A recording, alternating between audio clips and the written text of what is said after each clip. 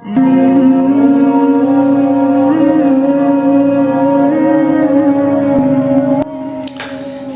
طرح حضرت عمر رضی اللہ تعالیٰ عنہ کی شہادت کے بارے میں سیدنا ابو موسیٰ اشعری رضی اللہ تعالیٰ عنہ فرماتے ہیں کہ میں نے خواب دیکھا،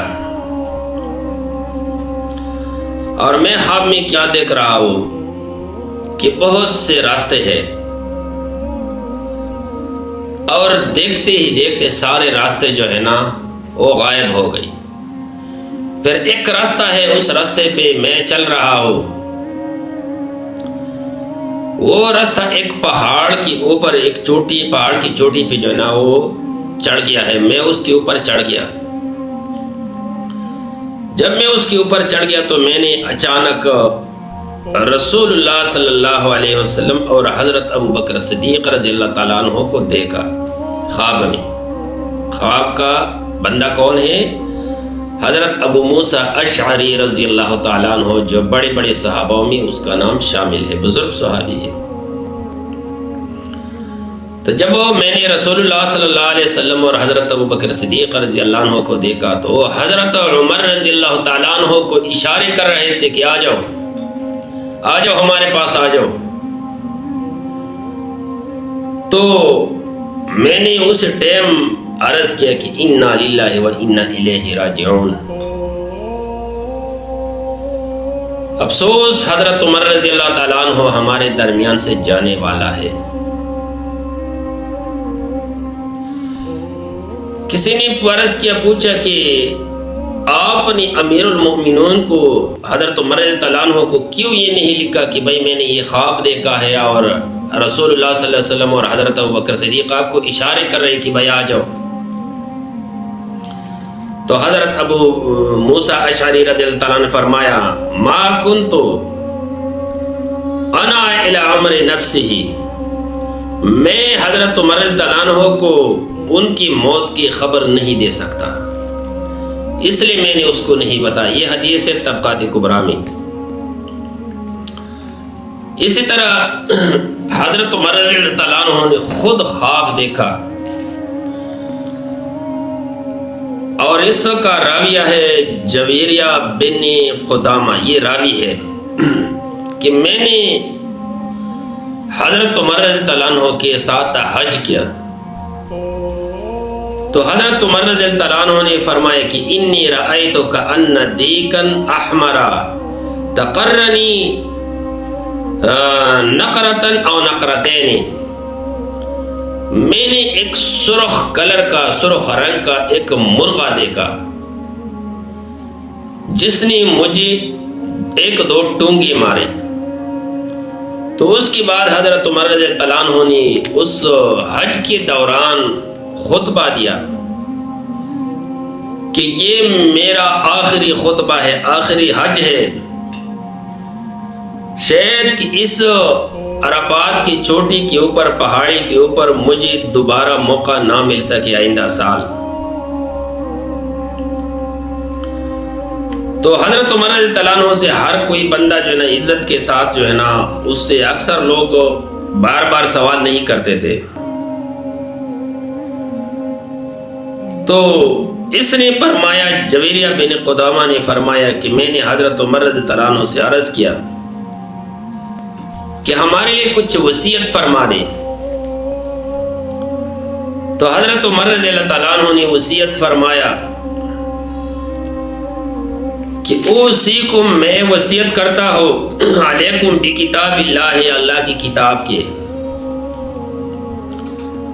وَإِنَّكُمْ لَن تَزِلُّوا مَا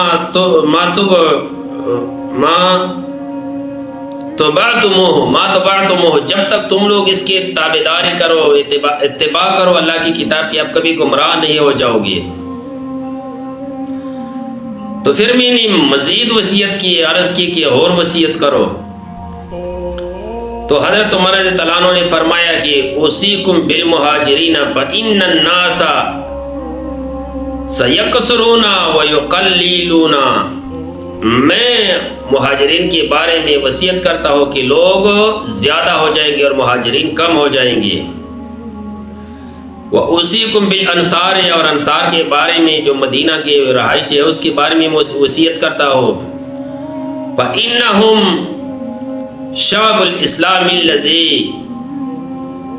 لَجَأَنْ إِلَيْهِ، یہ اسلام کی وہ گاٹی ہے، وہ شاخ ہے، یہ انصار جنہوں نے اسلام کو پناہ دے دیا ہے، یعنی مسلمانوں کو، نبی پاک صلی اللہ علیہ وسلم کو.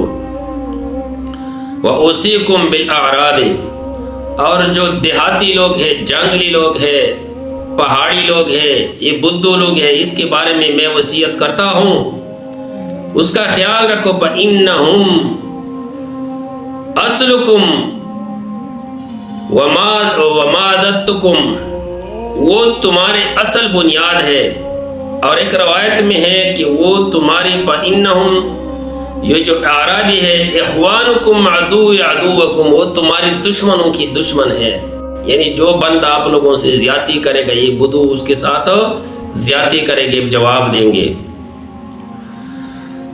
اور تیسری بار یہ فرمائے وَأُوصِيكُم بِأَهْلِ ذِمَّتِكُمْ، اور ذمی لوگوں کے بارے میں وصیت کرتا ہوں. ذمی کون لوگ ہیں؟ ذمی وہ لوگ ہیں جو مسلمانوں کے ملک میں رہائش پذیر ہو اور غیر مسلم ہو اور اسلامی حکومت کو ٹیکس دیتے ہو، تو اس کو کہتے ہیں ذمی. یہ رسول اللہ صلی اللہ علیہ وسلم کے دور میں بھی موجود تھے اور اس کی بعد بھی اسلامی ممالکوں میں موجود ہے. تو عمر رضی اللہ عنہ فرمایا کہ اس کے بارے میں وصیت کرتا ہوں کہ اس کا بھی خیال رکھنا ہے. وہ کیونکہ فَإِنَّهُمْ عَهْدُ نَبِيِّكُمْ، وہ رسول اللہ صلی اللہ علیہ وسلم کے وعدے کے مطابق جو ہے نا رہائش پذیر ہے.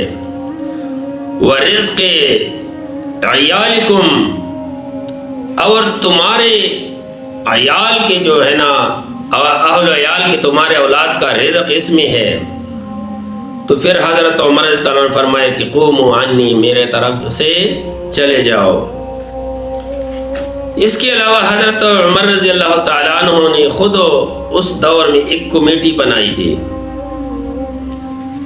اور عمر رضی اللہ عنہ نے فرمایا کہ لوگ مجھے کہتے کہ آپ اپنا ایک سفیر بنا لو، ایک نائب بنا لو، وصیت کرو کہ بھائی فلان بندہ میرے بعد خلیفہ ہوگا. تو حضرت عمر رضی اللہ عنہ نے ایک کمیٹی بنائی صحابہ کرام کے، جس میں بڑے بڑے صحابہ کرام شامل تھے.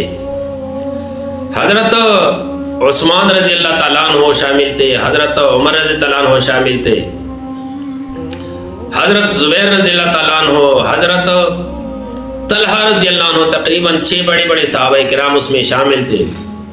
تو حضرت عمر رضی اللہ عنہ نے فرمایا کہ یہ 6 لوگ جو ہے نا اس نے فیصلہ کرنے ہیں خلیفہ کے بارے میں. یہ نبی کریم صلی اللہ علیہ وسلم کے بڑے صحابی ہیں، اور اس نے جو بھی فیصلہ کیا تو اس فیصلے پہ عوام کا فیصلہ ہوگا. تو حضرت عمر رضی اللہ عنہ نے اپنی زندگی میں یہ بہت اچھا کام کیا کہ انہوں نے ایک کمیٹی بنائی. اور پھر اس حج کے خطبے کے دوران ایک بندہ کھڑا ہو گیا، ایک بدو بندہ تھا، اور اس نے بولا کہ اے خطاب کے بیٹے، آج کے بعد آپ ایک پہاڑی پہ اس مقام پہ دوبارہ نہیں آ سکتے.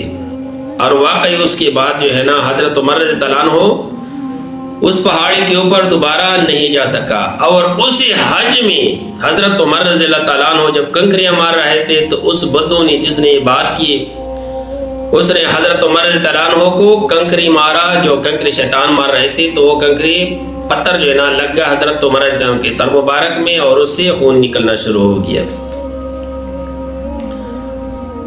تو یہ حضرت عمر رضی اللہ عنہ کی آخری لمحات تھے. تو حضرت عمر رضی اللہ عنہ نے اپنی زندگی میں کوئی ایسا کام نہیں کیا جس سے رب ناراض ہو، جس سے صحابہ ناراض ہو، جس میں کوئی نقص ہو.